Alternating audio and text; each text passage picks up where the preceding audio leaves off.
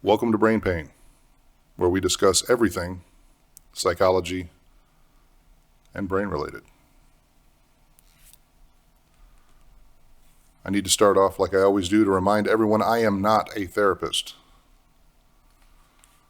Right? I'm just a individual that has a master's degree in psychology, and I am currently working on my PsyD, which is a doctorate level degree in psychology. Those that don't know, this podcast originated as I would talk to myself about things I was studying. I would just stand around the room and talk them through to make sure that I understood what I was studying, and then it made some kind of sense.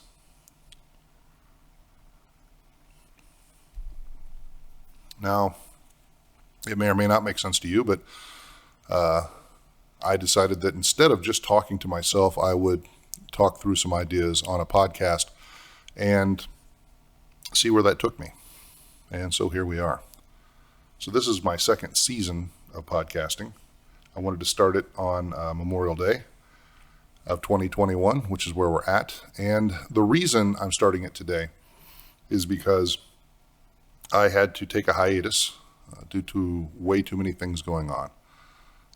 I've had a job change, a day job change. I've had a move. So I'm now coming to you from sunny Phoenix, Arizona area. And just a lot of life in the middle. On Memorial Day, I wanted to talk about Memorial Day a little bit. As many of you who listen know, I am a veteran. I served in the Gulf War on the USS Stump. It was a DD-978. It was in the second half of the war on Operation Southern Watch. And we did a lot of interdiction ops, among many other things.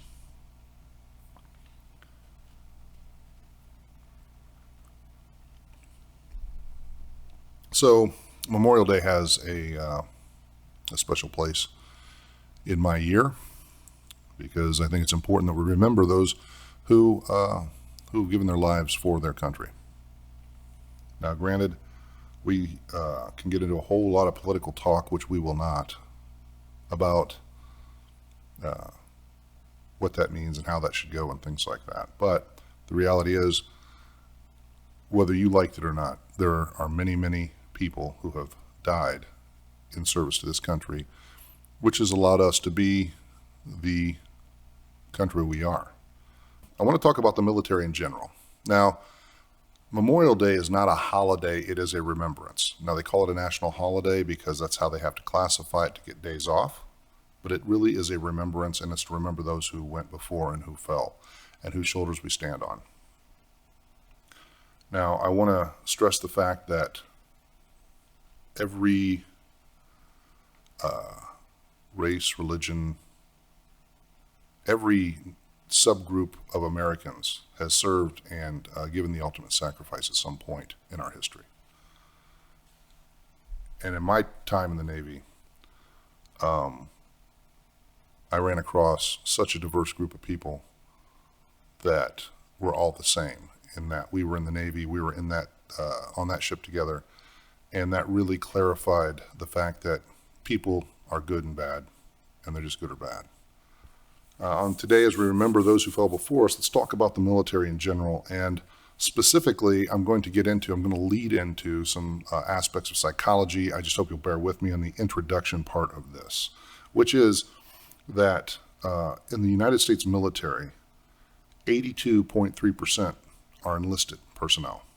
Now, I'm getting all these numbers from a 2018 demographic report from the U.S. military. That's the newest one I could find. Of the 82.3% that are enlisted, 52.3% of them that are active duty are under the age of 25. And this is going to be my key point, that under the age of 25. Now, 20.7%, which makes sense, are between 26 and 30. Then 13.5% are 31 to 35. 36 to 40 is 8.9%, and then 4.6% of enlisted personnel are 41 or older. Now compare this to the officers, who are commissioned officers, where 23.7% are 41 years or older.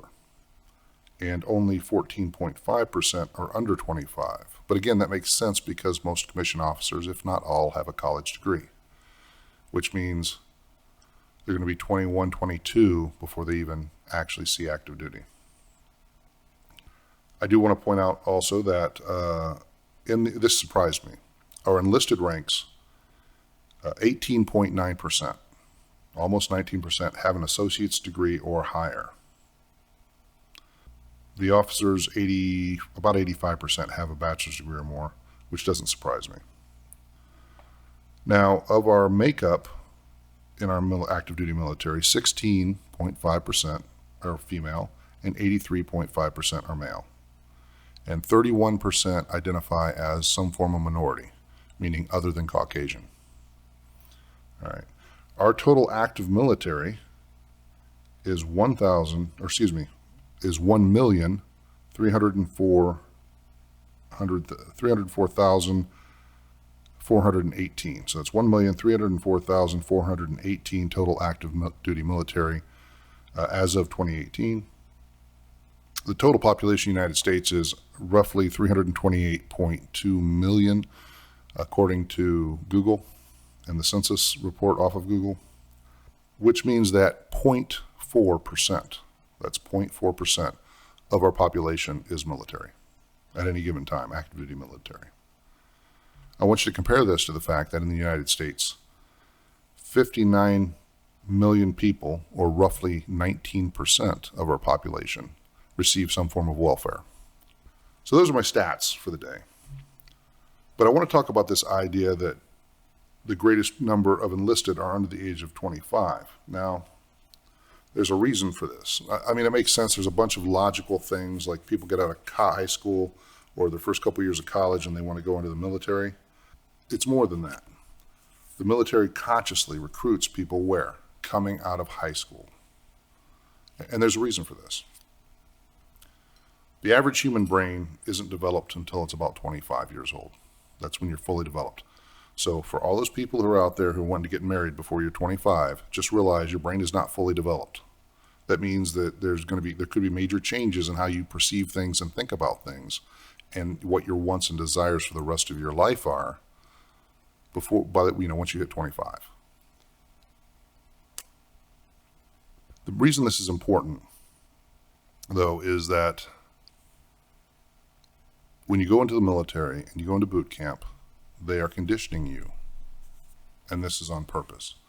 I was conditioned, and a lot of people think that conditioning is bad, but the truth is your parents condition you, right? From the time you're old enough to start moving around, you learn that if you do this, you get a reward. If you do that, you get a punishment. Very basic, very basic conditioning. Like, you can go back and look at the conditioning research and see for yourself exactly what that looks like. But this is what we do. So we condition our young men and women so that they're able to function in a high stress environment, because the military is a high stress environment, just by its very nature. Now, I cannot speak in detail for the other services. I can only speak for what I saw when I was in the Navy. I have spoken with many other veterans of many other services, and they have similar stories, although I guess if you say the flavor is different because the service is different. Being in a high stress environment in the Marines is probably a lot different than being in a high stress environment in the Air Force, right?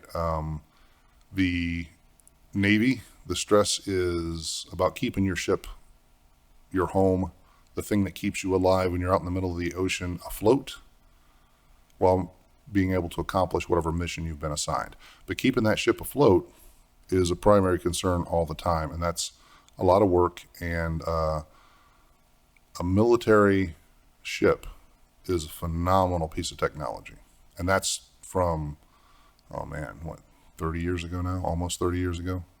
So I can't even imagine what they're like now. But there's some basics, like bosun mates will always be bosun mates. That's my personal opinion. Anyway, for any of you sailors out there, you'll get it. And and some of you Marines might too if you've ever met bosun mates. So, but anyway, my buddies who have been in the Army, the Air Force, And the Marines have all said, hey, I understand we had to do this thing that was pretty terrible. It was high stress. And even our, quote, low stress environment wasn't really low stress. It was just low stress in comparison to the rest of our time while we were serving. You always had to be ready to go. You always had to deal with the fact that at any time you may have to go and, face danger or combat. And even within the ship, there were things that were dangerous. They did a lot to mitigate that danger, a lot of training. The idea was you trained people how to use these things properly, and you trusted them to be responsible around these millions and millions of dollars of equipment that were designed to impose will through force. Now think about that for a minute. You have roughly a majority of your ship between the ages of 18 and 25, who at the age of 18 are being trusted to do the right thing and behave in a professional manner. And in my experience, that's what we saw. We saw 18, 19-year-olds acting and behaving in a professional manner when it came to the work. Now, when we weren't working, that's a whole other story. And I was, that age too, so I can say in all fairness and honesty, we may not have made the best choices all the time when we were out on liberty, but we did act responsibly and with great seriousness when we were tasked with work that we did.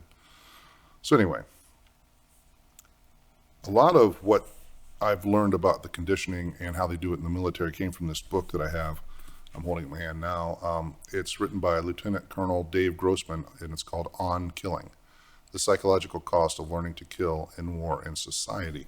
And this is based on a couple of really interesting things, which include the idea that everyone talks about fight and flight.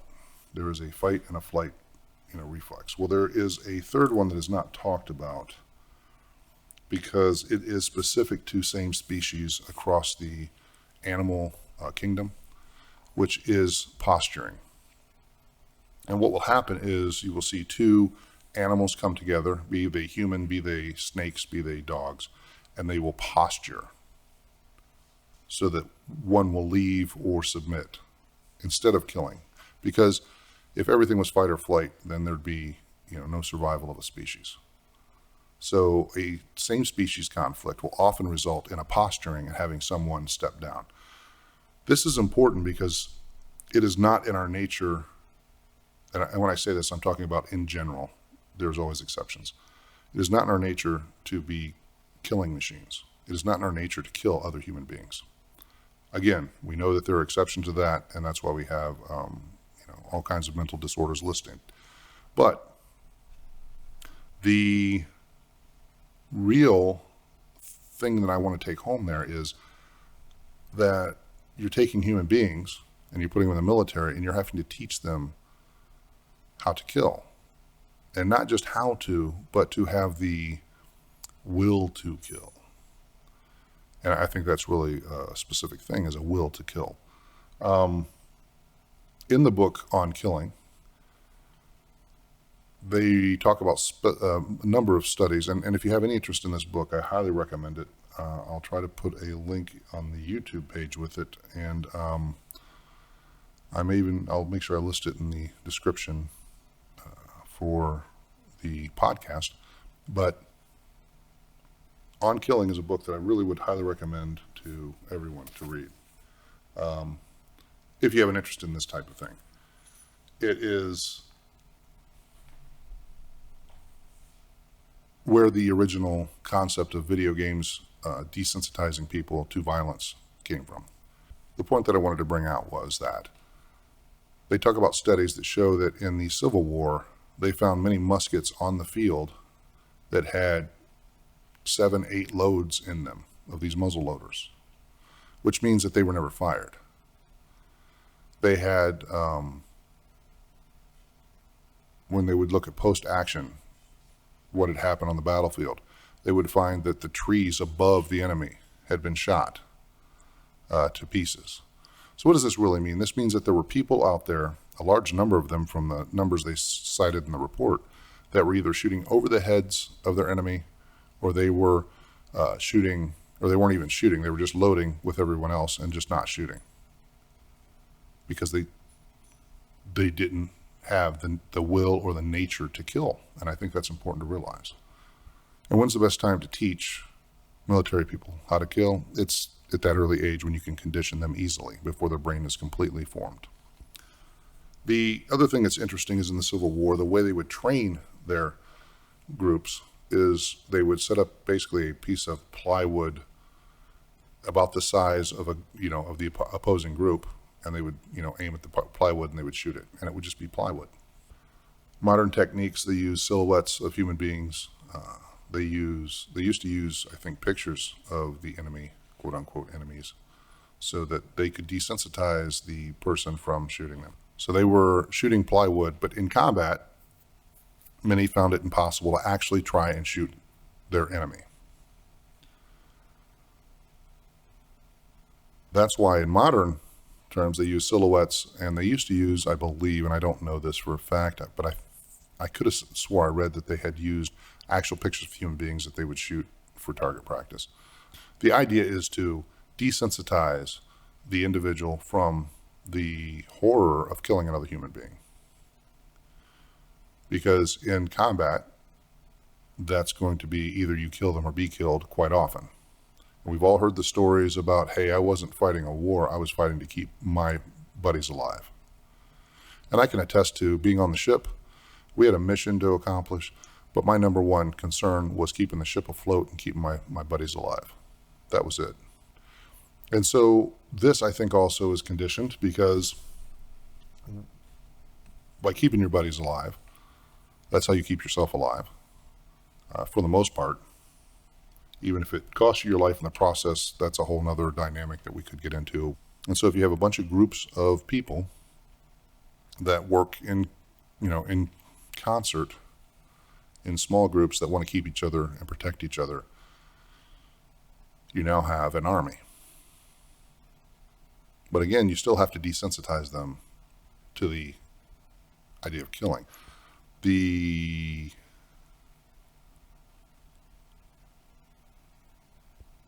bomber pilot has a lot of very technical things to do and is very clinical in dropping bombs. When launching missiles from a ship, it's very clinical, it's very task-oriented, it is very much a process of technology.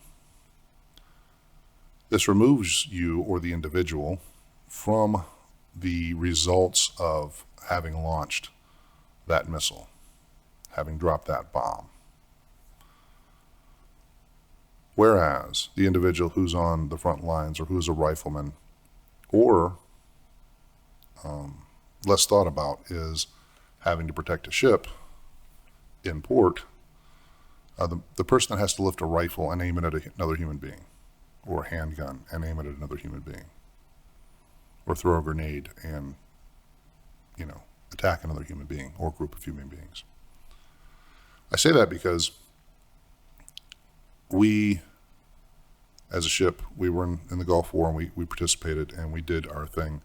And that was not nearly as difficult as when we were in port and I was standing watch. Standing watch, I had an M14 and we had a high-speed boat coming in towards the ship. He wasn't slowing down. They were waving him off. He still kept coming at the ship. He had a covered, in the back part of his ship was covered, and just a lone guy and a pair of shorts, high-speeding it towards our ship. And I had an M14, and I had him lined up and was trying to lead and was literally starting to apply pressure on the trigger when he turned away. And that went, it seemed like both hours and seconds. And once he turned away and went on back out, I felt like I had just spent a week's worth of calories. I was exhausted after that, what was probably less than 30-second interaction. Because there was no part of me that wanted to pull that trigger. But there was no part of me that wanted a boat full of explosives to hit our ship, which it was probably just some guy out running around thinking he'd get up close to the Navy ships and take a look.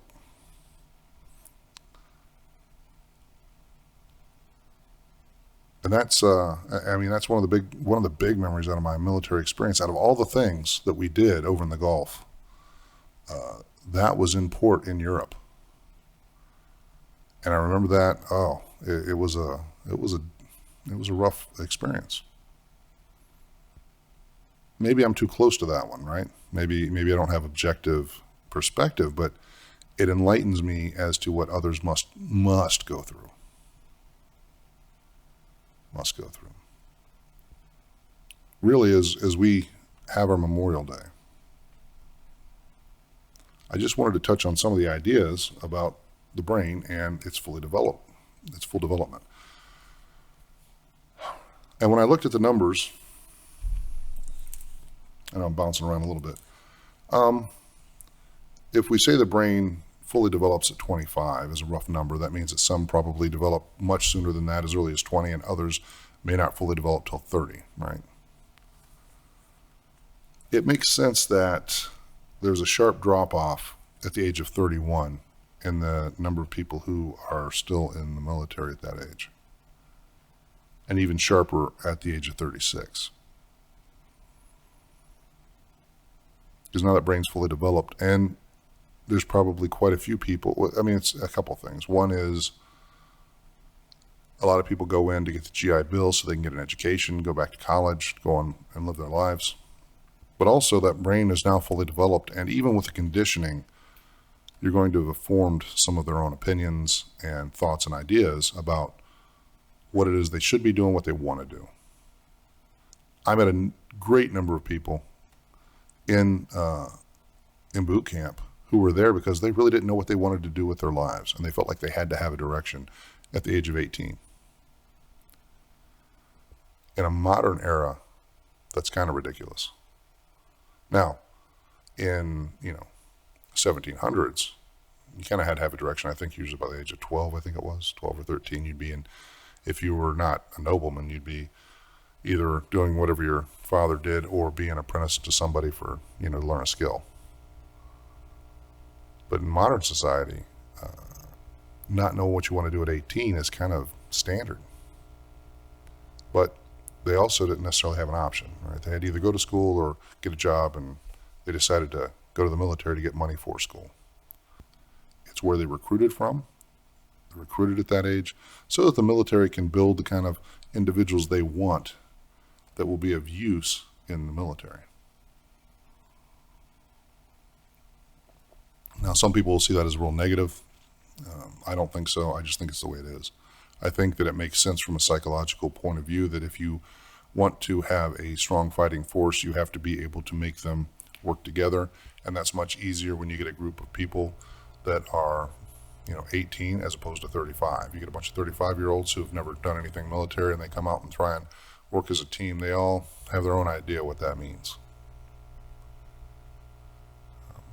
One of the other points that was brought to me by an individual was that a lot of people who are coming right out of high school who go into the military were on sports teams, and so they already understand the team concept, and that also makes it easier to condition them because they've been conditioned during their sports, during their time playing sports in high school, to work as a team, right? To follow guidance, to be disciplined. But then again, the same can be said for colleges, right? They get people in before their brains are fully developed. And the whole idea is to try and develop those brains in a specific way. Be it good or bad, that's the goal.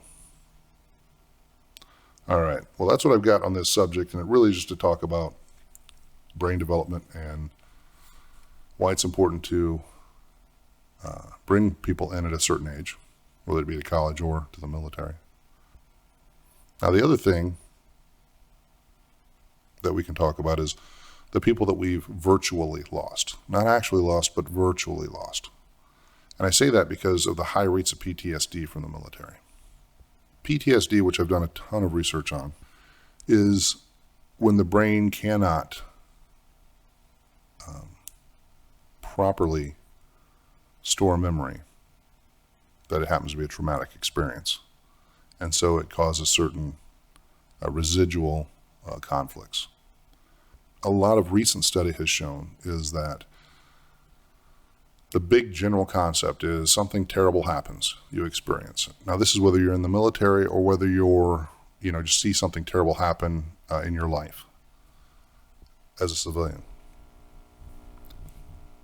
You cannot find a way to take the terrible event that happened and reconcile it with your current standards of beliefs about the universe, about your life, about who you are, about how things work, all those things. You can't integrate it. Now, the way that things are supposed to happen in this theory is that we're going to say Bob experiences a traumatic event. During the first, it can be up to 6 months, I believe. You may experience PTSD symptoms. So that's post-traumatic stress disorder, in case I didn't say that before. So you may have those symptoms, but they will resolve themselves relatively quickly, which typically means less than 6 months. And Bob would be able to incorporate what had happened into his belief system and justify it so that he has a reasonable reaction to events that may remind him of that event. So let's say, for instance, that something terrible happened where there was a loud noise and followed by it was tragedy. That could be any number of things. It could be a car crash. That could be a gas pipe explosion. That could be, it could be any number of things. But for our sake, let's just say it's a car accident. So Bob witnesses a car accident at a street corner he was standing at. He was hurt by, shrapnel, whatever. He saw people killed in that accident. It was horrible. It was terrible. And if things progress correctly, he will understand that that was an accident that doesn't happen all the time, and his brain would put it into the proper context, meaning, hey, I've stood on that corner for 30 years and never seen an accident that hurt me, and never seen an accident even, perhaps. But this is a one time out of, 30 years, and so it's not likely to happen again. If the brain cannot accept that context, then every time a loud noise, or maybe the sound of crunched, bent metal, or something like that, or even a certain smell, may trigger Bob into re-experiencing that, or simply not being able to think about anything but that accident. Even if he doesn't have a flashback, even if he doesn't have the nightmares, he may just, if he hears that sound, be only able to think through that, relive that, and even if it's not not hallucinatory, he may only be able to think about that. That may be the only thing he can think about. That's PTSD. Now, that may happen, like I said, in the first 6 months. It's not uncommon for it to happen, and it's not uncommon for it to happen, and it's not uncommon to have those symptoms, but eventually it would resolve itself. Now, if it doesn't resolve itself and he still is, thinking about it, or having flashbacks, or having nightmares, or the criteria that meets PTSD, then what is basically believed to be happening is there's two parts of the brain, the prefrontal cortex and the amygdala, which interact. And the amygdala is what sends out the, hey, things are terrible, things are bad, we have to do something. Now, the prefrontal cortex, specifically the medial prefrontal cortex, will a lot of times just basically just say, nope, you don't have the context. There's a lot of other stuff going on. Yeah, that was a loud noise, but it's not a threat to us. When that doesn't happen, when the ability to basically mute the amygdala on specific things happens, that loud noise, now we have a reaction as if that same traumatic experience is happening again. And so the prefrontal cortex sends out a reaction to the rest of the body as if that is happening again. That's the basic theory of it. It's something that a lot of military personnel go through. That's why they have high rates of PTSD compared to the general population. And it's something that we've all heard about. We've heard about the stories. We've heard about the real nightmares of Vietnam. One of the things posited in the book on killing is that Vietnam specifically was really bad because people would be standing in Vietnam fighting for their lives. And it was not uncommon for the next day, they get their orders to go home, and within 3 days, they're home, thrown back into society, and said, hey, go live your life. So they've had no time to process the horror and the trauma that they've seen. The other aspect of that is that in Vietnam, they saw a lot of traumatic events. The average soldier saw a lot of traumatic events, even if it was just seeing, soldier after soldier after soldier coming back wounded, missing limbs, shot, wounded, hurt, injured. So between those, they ran a really high rate of PTSD. World War II had a much lower diagnosis of what is now called PTSD. And they called it combat fatigue or shell shock. The reason that is suggested is that after experiencing all these terrible things, it took, a month or more to get home because they were put on ships, and then they would, it would take them a long time to get back to the U.S. And during this time, they would sit with other vets and have a chance to do what, is basically spontaneous group therapy, where they could talk through what they experienced. They could talk to other people who understood. And all this terrible stuff that needed to be put into context was then put into context and made to be not any better. That's not really, you can't say it was made better, but you can say that it was definitely put into perspective, and therefore the reactions to similar sounds and things were put into context, and so you had a lower rate of PTSD.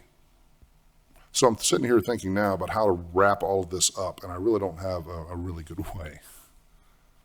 The idea is we have a remembrance called Memorial Day, and during that time, these are the things that I think about. I think about the soldiers that, went before us, the sailors, soldiers, the people, the rates of PTSD, how we develop, all that stuff is just things I think about. And the things I thought I would talk about and explore. I don't have any really cutting edge new thoughts about it.